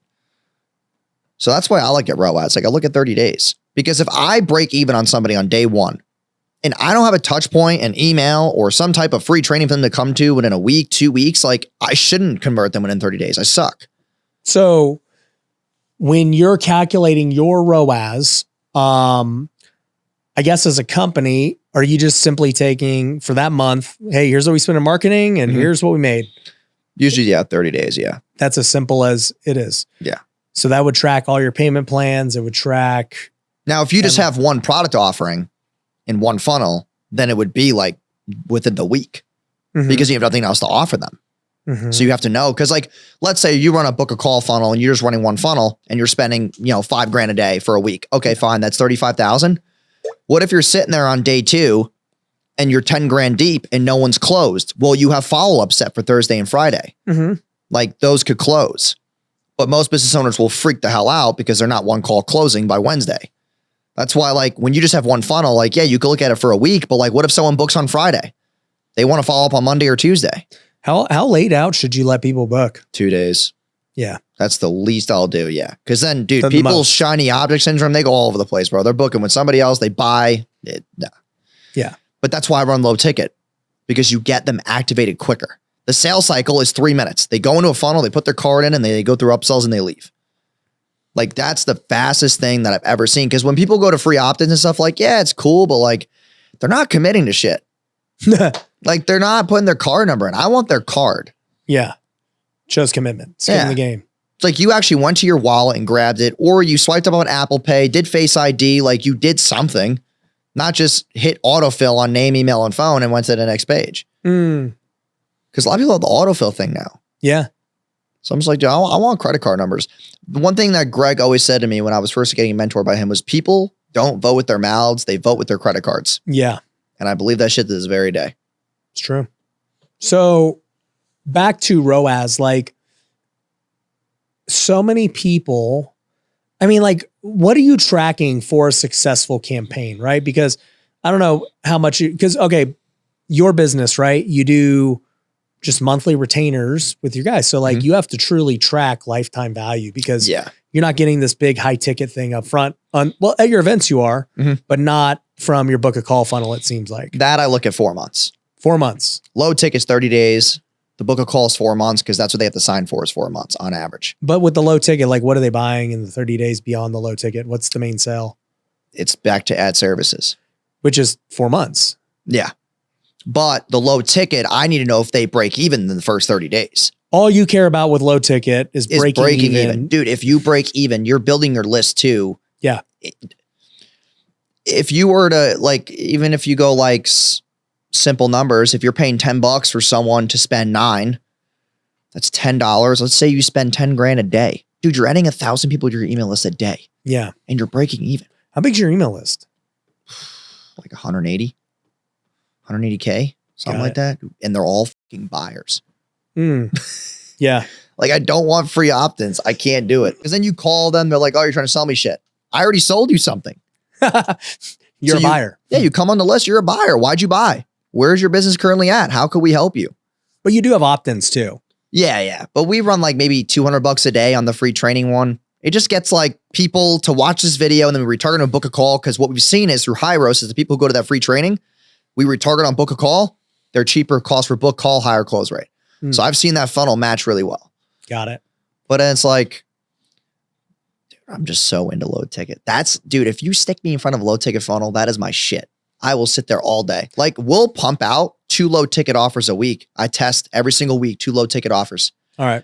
We're going to build one with me and I'll be like your case study. Dude, I will fucking build one in same day. I can write one in same day and I can launch it by the nighttime. Like the low ticket starter kit that I ran, Casey saw me in the house. I started at 8 a.m. The ad was done by 4 p.m. It was launched. How many variations are you making for your testing, right? Because you don't know which first offer is going to work or which second offer is going to work. And So the thing I'll always say is that if you're running low ticket and if you really want it to be massively profitable, as long as it's congruent to what the high ticket is, some people will launch low ticket offers just as a cash grab. It's not congruent to the back end high ticket. no, you're not making money on the low ticket. Yeah. So I do it in a way where it's like, how do I get someone to buy this shit? Because if they buy this, they have to be looking for that. Yeah. And if I can get that at a 20% loss on day one, I'll scale that to the moon. If I get a 20%, ads are going to optimize and all that. my ads will optimize. I'll get the setters to be more trained into the offer. I'll be chilling on that. If I can get a 20% loss, but anything that's like a 50% loss, I'll cut it, change the copy Revamp one it. more time, Yeah. test it again. If it still flops, next offer. How much are you spending on a test? I'll spend about $4 or $5 grand, but I do it in one day because my rule is 24 hours. Like if I'm going to test anything, it's got to be done within a day. Like I'm not going to let that shit sit for like 3-4 days. Why? Like because people will spend money on ads. They'll spend $500 a day, $1,000 a day for 5 days. You're not going to get your answer day one. Because you're not going to get your answer day one? you're not going to get your answer day one. Because you're not spending enough. You're not spending enough. I'll get on day one and be like, all right, I spent $5 grand today. We made 3,700. All right, let me tweak the copy. Let me add some pop-ups or social proof. Let me like with the buttons. Maybe the buttons weren't, maybe let me increase the page load speeds. Let me see if the images were taking too long to load. Okay, cool. My FAQ sucked. All right, relaunch it. Split test the headline. What do we make today? So and then I'm like, you'll all run right. $5 grand again the next day. Yeah. And then after that, I'll know if it's a flop or not. If it's still bad, you're like, all right, the offer sucks. It's Yeah. not all these random things. Yeah.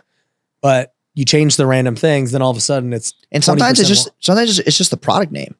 more.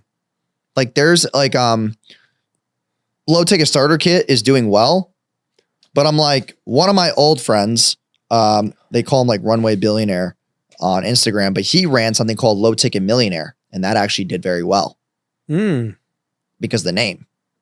And the product name is different, but he had a higher conversion rate, but I'm not going to swipe his idea. So Yeah. I'm like, all right, like I'm not going to make it the same name. But like, dude, that one crushed because the name. The low ticket million. And dude, I took that same name and went to my upsell with it, but called it Low Ticket Organic Millionaire. And my take rate went to 40% instead of 15, just because the name of the product. Got it. So it's like changing the name too makes it sexier. Like, Which is just all part of copy. yeah, like for Chris's stuff that we're doing right now with the events, we're not doing the whole like property.com angle. We're doing the onedealaway.com. They just want it one deal away. They're one wholesale deal away from quitting their job. Got it. Like, dude, it's already doing well. It's fucking a good offer. It's Yeah. like you're one wholesale deal away. You just got to take this one thing and do it. It's like Russell Brunson's angle, like one funnel away. Like people just want to feel that way. Most people are lazy. What do you think about like where ClickFunnels and Brunson and all them are going? I would be scared if I'm Russell because GoHighLevel's better. Like, dude, ClickFunnels, I'm be really transparent. It sucks. Like it is the worst thing for $297 that I ever bought. And then I went to GoHighLevel and I'm like, bro, it's 97 and it's 10 times better than ClickFunnels. I just don't see the comparison. How long has GoHighLevel been around? It's got to be almost 10 years now. But it seems like it just started really Because they revamped the product name. They did the same angle. So They what just was it said before? They just said ClickFunnels 2.0. And it's the same shit. It's the same thing. Wait, GoHighLevel calls themselves ClickFunnels 2.0? No. ClickFunnels, the original version, they were like, oh, okay. Well, we've been ClickFunnels for years. We're going to release ClickFunnels 2.0. Okay. And I'm like, dude, it's the same thing. It's like the iPhone. It's the same shit every year. Yeah. But GoHighLevel, they're not changing the name and whatnot, but GoHighLevel is just way better. So no, but GoHighLevel's been around for 10 years. I think 7 or 8. It feels like to me ask anyways, they've been like really gaining traction the last couple of years. And it's all because of the affiliate side. That affiliate side of their business crushed it for them. It wasn't even about the program itself. It was about the fact that business owners could resell them as a SaaS. And that's what made it like insanely, just Viral. like this huge craze. Yeah. Was the resell of SaaS. But once again, though, the offer is good. Yeah. For $97 a month, it's legit. Yeah. It's crazy. It gets rid of all your other SaaS needs. And I was a ClickFunnels user. I thought it was the greatest thing on the planet. I'm like, ClickFunnels. And I'm like, damn, this is the worst program ever known to man. I just can't do it. Well, you probably wouldn't think that if you didn't know if GoHighLevel didn't exist. Oh, yeah. We would all still be on ClickFunnels. Yeah. Dude, GHL, I mean, you've already dove into it. You're going to love that thing in 6 months from now. Crazy. Do you think, I'm contemplating it and I think I know the answer, but right now the sales team is using close because they like how simple. I used to use close. Yeah. Do you think I'm going to end up putting them on GoHighLevel sales too? Yeah, you're gonna have to, just because of the systems, how they're gonna cross. Why? For you to hook up GHL to close, those Zapier integrations are gonna be way too confusing. You're gonna want. I know, dude. We're starting to see that, bro. You're gonna can't track ROAS. You're gonna have to move them to GHL, and that transition, dude, for me sucked because I was on HubSpot, then close, then GHL. That's literally the path, dude. It's a long transition. Why? And they just got to get used to all the buttons, how it all works, the phone number verifications, all that stuff, A2P. It's going to be a headache for like 2 to 3 weeks. You're going to want to shoot yourself, but it's going to be worth it. But like, and then they got to be training in the, like the whole manual call button and the call connect thing, how you can randomly get your sales guy's phone number. You think close is way easier to use for a sales guy? Close is easier. But GHL, like once you get into it, if they use GHL for 2 weeks, they'll be fine. Right. Like I would get them on it right now and have them just start clicking around and feeling it out. Have them start calling leads from the GHL numbers and like let them feel it, get a taste. Yeah. And then when you completely transition, they're not going to be like, oh my God, like Ryan, what the hell does this do? Yeah. That's the conclusion I've come to too. Granted, they set all that up before because they are all like, we love close. And I'm like, all right, whatever. Freaking sales team can do whatever they want.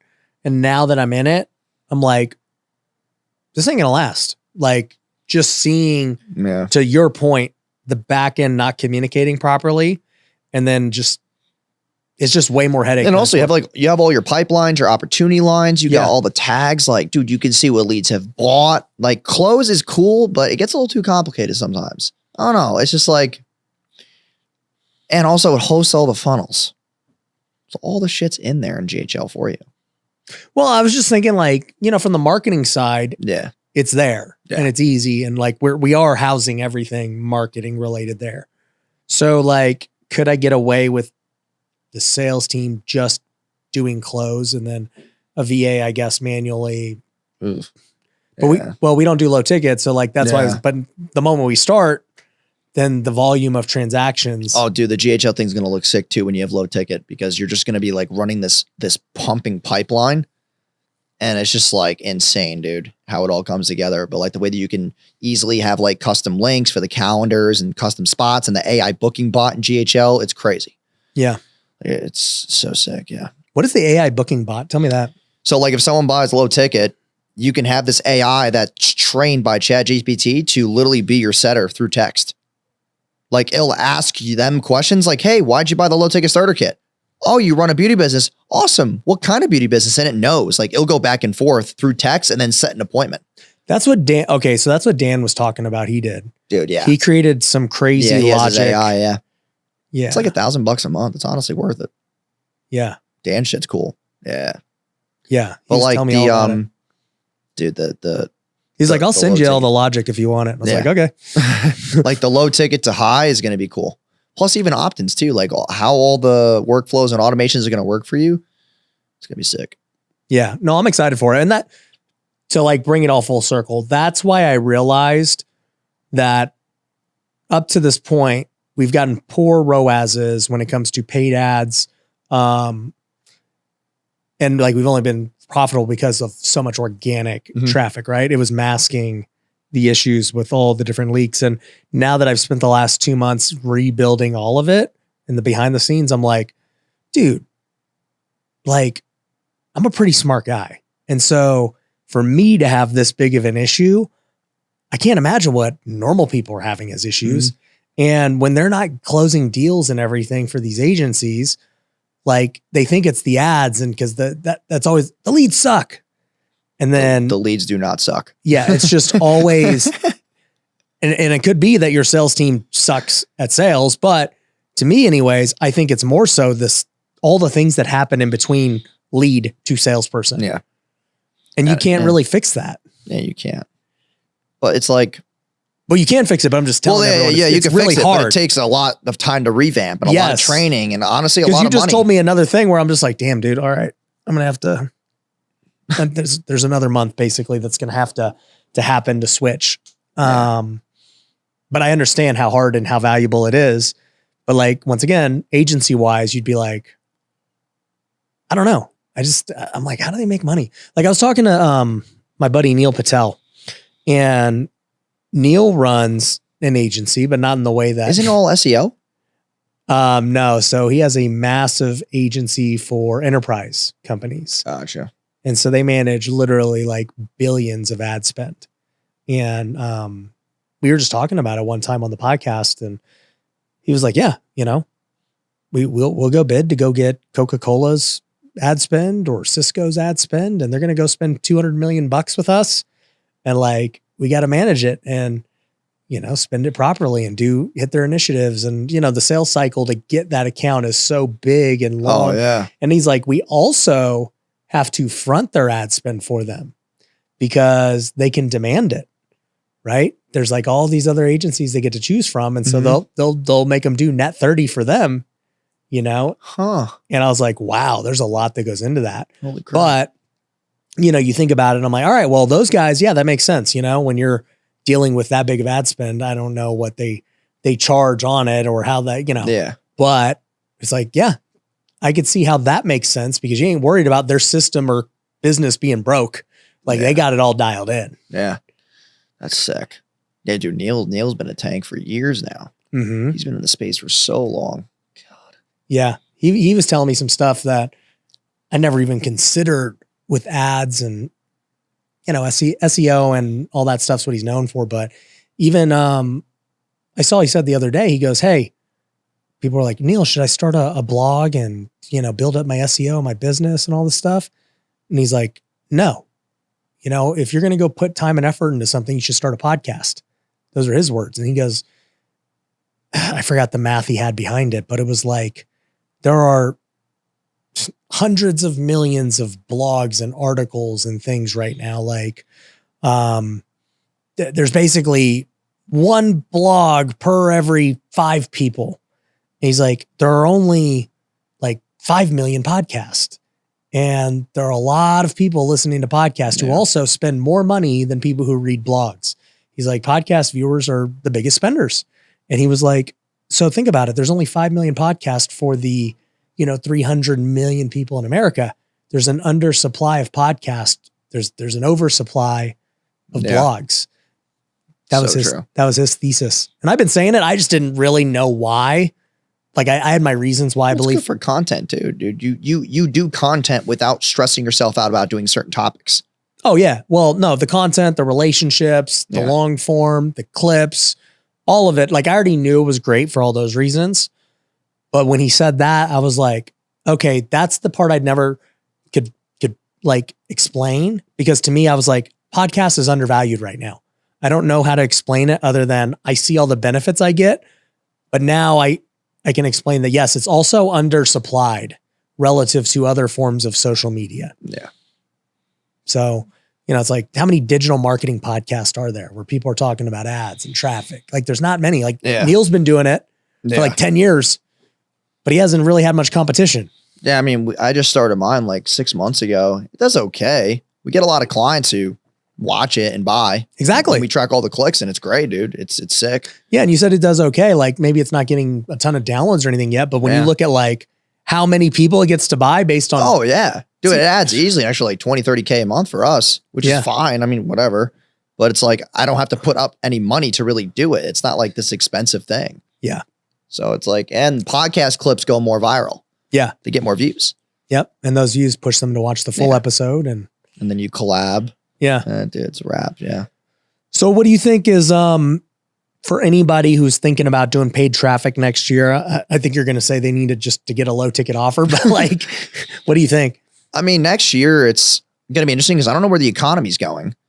So it's like, what's going to make your offer a little bit different from everybody else? Because everybody's running the same shit, dude. Yeah. Everybody's running you see all these ads like, oh, like 3 reasons we'll get you 30 qualified book calls in the next 30 days or whatever. Everybody's running the same shit. Yeah.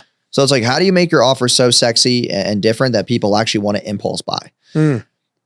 Second thing is having your numbers and like your omnipresence. Yeah. So like you're running ads on multiple platforms, but like what actually winds up scooping up the buyer? Like, how are you tracking that? 3 is focusing on the boring shit. Like your sales team, the setters, the automations, like the stuff that business owners don't want to do.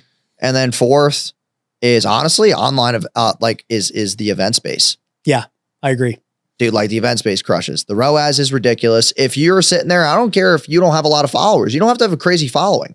You run a good local event and you run ads in a 15-mile radius, you get 50 people in a room and you can't make $100,000. That's sad. Like it's the easiest way. Like I say people this on like coaching calls and stuff is if you want to make $100,000 a month extra, run live events. And not even $100,000, dude. You can make $500,000 a month extra.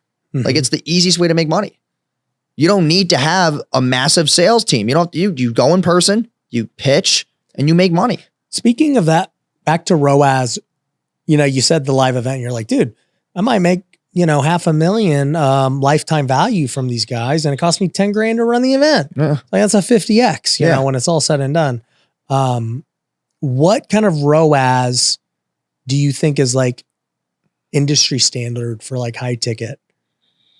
For high ticket, we're not talking events. We're talking like just anything from like 5K up. At least a 7.5, 8. Really? At least. Yeah. Because you got to pay your closer 15%, 10, whatever you're doing. On top of that, your ad spend might be higher based off your cost per book call. And then your cost per qualified call. And then your show rate. And then your sales cycle. And also it allows you like at a 7. And by the way, when I say 7.5 to 8, that's with a 30-day ascension. There should be an ascension in 30 days. There should be an add-on that they buy or something that they get activated into. Like if you're selling a 5K course or a 5K program they buy, as soon as they get their first win, which has to be in 30 days, your closer's calling them again. Hey, we have this. And it's 16, it's 18,000, whatever it is. You just keep activating them along the funnel. So like, I mean, your cost per customer too, it also depends on that. But the fastest thing that I'll always say, dude, is that if you could break even on your ad spend, which is low ticket, you don't have to worry about ad spend. And you get more followers. You get a shit ton of engagement. Your ads are seen everywhere. Like, it's crazy. Like now more than ever, because I'm spending a lot of money on low ticket offers. Like I never had this issue 2 years ago, but dude, I'll leave the house and I'll go out and I get noticed by 4 or 5 people walking down the street. And I'm like, holy shit. Because they see all the ads. Like spending that much money a day just gets you noticed so frequently. So it's like, because then those people, you might shake their hand in person. Dude, they go home and buy some shit from you. And it's like, it's so weird. And then they take a picture with you in person. They go on Instagram and tag you and then you post it and it's free exposure. Yeah. And it's just like, it's just easier to find a way to break even in 24 hours on your ad spend. How much do you think it's different when like you get these guys who are just doing ads, but they don't make content, like to me anyways, like you'll see guys on ads and it's like, oh, I recognize like you have all the ads or whatever, right? But they don't know you versus like guys who people know because they listen to their pod, like they're actual fans. Have you seen any difference there yet? The only difference that I would see is that you can't scoop them up organically because they wouldn't be posting content. Right. And a lot of the buyers that you'll get are on the fence. The reason why they're on the fence because they can't find anything about you because you're behind the scenes. Yeah. So you get out of that, like going past the fence ordeal by having organic. Because people will get on the phone with my sales guys and they're ready to buy. They're like, yo, I've been watching Wojo for weeks now. I can't fucking get off my phone without seeing a video. So he must be doing something right. I'm ready to buy. Like, what do you guys got? And that's usually what they say because it's easy. Right. I mean, they probably give you the same thing too. They have to. Probably, dude, like I've seen Ryan shit for weeks now. Like he's been in the space for years. Like I have to buy. Yeah. Like he's doing something right. Yeah. And that's usually what we get on the phone a lot. Got it. No, that's interesting, man. No, I'm excited, dude. I'm excited to launch a low ticket. We'll have to see how it goes. And, if we can get the free booked calls, dude, that's the gold. Bro, I just like in my zone of genius now in my life, it's like, dude, if I could just sit there and just like write low ticket, dude, I do it all day. That's all I do. Yeah. Because it's fun, dude. And the way that I write copy is insane. Like that's my zone of genius is copy and offers. The ads are cool. Like, yeah, I'm good at ads, but like, dude, if I have the copy and the offer and I have the funnel, it's a wrap. It's a wrap. Yeah. Like there literally has not been a low ticket offer that's not made money that I've ran. And I've ran probably over 90 offers that are low ticket. And I've never had one I've had 3 that have flopped, but then I was able to pivot and find one that worked. They led to one that worked. Yeah. It's just part of the process. Yeah. Well, dope, dude. How do people connect with you, man? Yeah. So they can go on Instagram at the Jason Wojo. Can't DM me, unfortunately. Click the link in the bio. Yeah, click the link in the bio if you want to book a demo call. It's jasonrunsads.com/scale. And then our agency site is www.thewojomedia.com. And then if you want to come to an event, it is scaleyouradsevents.com. I think you broke the cardinal rule of offers and confusion. Yeah. Don't they always say you should only just like make one direct offer so that people figure if they're like, I want to see them in person, maybe they can come to an event. And they tell me that all the time. They're like, Ryan, you have too many companies and too many offers. It's confusion. They don't know what to buy. And I was like, so anytime I'm like, all right, fine. One call to action here. Just go to Instagram, honestly. That's where I post everything. Go to Instagram. There you go. All right. Well, guys, hope you enjoyed this episode, getting in the nitty gritty of ads. Let me know if you did in the comments, and we'll catch you on the next one. Peace. I just did a 50-day challenge live on YouTube. I closed 125 contracts in 50 days. We don't manufacture deals, we find deals. And if you're sitting there and you're trying to manufacture that deal, then it's probably going to be a mistake. The hard part becomes dispo. How the heck do you